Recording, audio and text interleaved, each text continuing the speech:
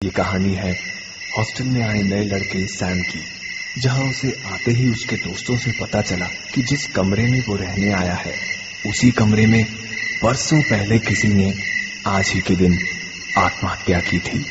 क्या वाकई में हॉस्टल के उस कमरे में किसी रूह की मौजूदगी थी, या फिर हॉस्टल में रहने वाले लड़कों का सैम के साथ किया जा रहा एक घिनौना मजाक? सुनते हैं। आप सुन रहे हैं फिर वही डर। अरे सुना यार सैम, तुझे पता है अपने हॉस्टल के पीछे एक कब्रिस्तान है। अगर तू वहां जाकर एक पत्थर भी उठा लाए ना तो मैं तुझे 500 रुपए दूंगा। अरे यार विजय, इतना सिंपल काम। सैम को छोड़, मैं जाता हूँ, मुझे कमा लेने दे 500 रुपए। अरे यहीं तक तो जाना है यार। अरे नहीं यार, तू नहीं, पता है बहुत आसान सा काम है। बस सैम अपना नया फ्रेंड है ना, इसलिए ये ऑफर सिर्फ सैम के लिए। चल ठीक है यार विजय। ए सैम, क्या बोलता है? सिर्फ 5 मिनट का काम है तेरे लिए और 500 तेरे। अबे सोच मत यार, फट्टू है क्या? जा, चला जा और 500 कमा ले, वरना मेरी तो लाइन क्लियर भाई। ठीक है, मैं कब्रिस्तान जाऊंगा, पर पहले तुम में से किसी एक को वहां जाना होगा, और इसके लिए मैं 500 नहीं पूरे 1000 रुपए दूंगा। क्या बात कर रहा है? हाँ, 1000 रुपए, पर कब्रिस्तान जाकर उस बड़े से बबूल के पेड़ के नीचे से एक फूल उठाकर लाना होगा तुम्हें। अरे बस चल, मैं जाता हूँ, लेकिन उसके बाद तुझे जाना पड़ेगा। हाँ ठीक है, उसके बाद मैं भी कब्रिस्तान जाऊंगा। और सैम का दोस्त विजय 12 बजते ही कब्रिस्तान की सीमाएं उसकी टूटी दीवारों को लांघ गया।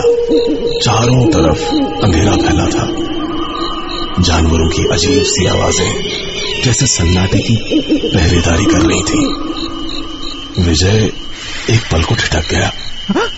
तभी पीछे से अजीब सी आवाज आई और विजय ने अपने कदम तेजी से आगे बढ़ा लिए। कुछ देर चलकर उसे अंधेरा ओढ़े बबूल का एक पेड़ दिखाई दिया। वो थोड़ा और आगे बढ़ा और उस पेड़ के नीचे पहुंच गया।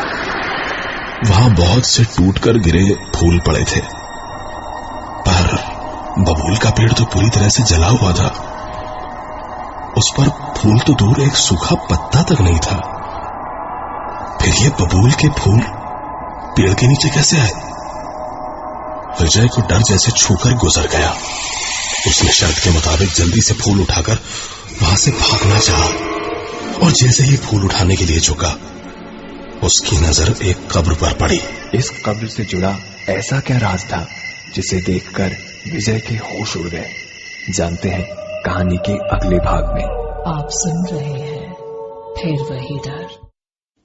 ये कहानी है हॉस्टल में आए नए लड़के सैम की, जहां उसे आते ही उसके दोस्तों से पता चला कि जिस कमरे में वो रहने आया है उसी कमरे में बरसों पहले किसी ने आज ही के दिन आत्महत्या की थी। क्या वाकई में हॉस्टल के उस कमरे में किसी रूह की मौजूदगी थी, या फिर हॉस्टल में रहने वाले लड़कों का सैम के साथ किया जा रहा एक घिनौना मजाक में लगाई गई एक शर्त जिसने सैम के दोस्त विजय को आधी रात एक कब्रिस्तान के बीचों बीच लाकर खड़ा कर दिया। इस कब्र से जुड़ा ऐसा क्या राज था जिसे देखकर विजय के होश उड़ गए? आइए जानते हैं। आप सुन रहे हैं फिर वही डर। उसकी नजर एक कब्र पर पड़ी। उसे काटो तो जैसे खून नहीं, ये सैम की कब्र थी, और सैम कब्र के ठीक पीछे खड़ा था। अचानक सैम ने हंसना शुरू कर दिया। उसकी हंसी से डरकर कब्रिस्तान भी जैसे रोने लगा। विजय चीखा, चिल्लाया, पर उसकी आवाज डर की हदों से बाहर नहीं जा पाई। सैम ने उसे घूर कर देखा और बबूल से लटक रही कुछ रस्सियों ने विजय की गर्दन को जकड़ लिया। धीरे धीरे विजय के पैर हवा में और आंखें बाहर आने लगी।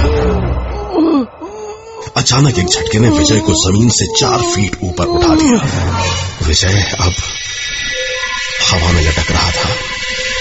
उसकी आंखों से खून की बूंदें सैम की कब्र पर टपकने लगी और सैम हंसने लगा जोर से। और जोर से।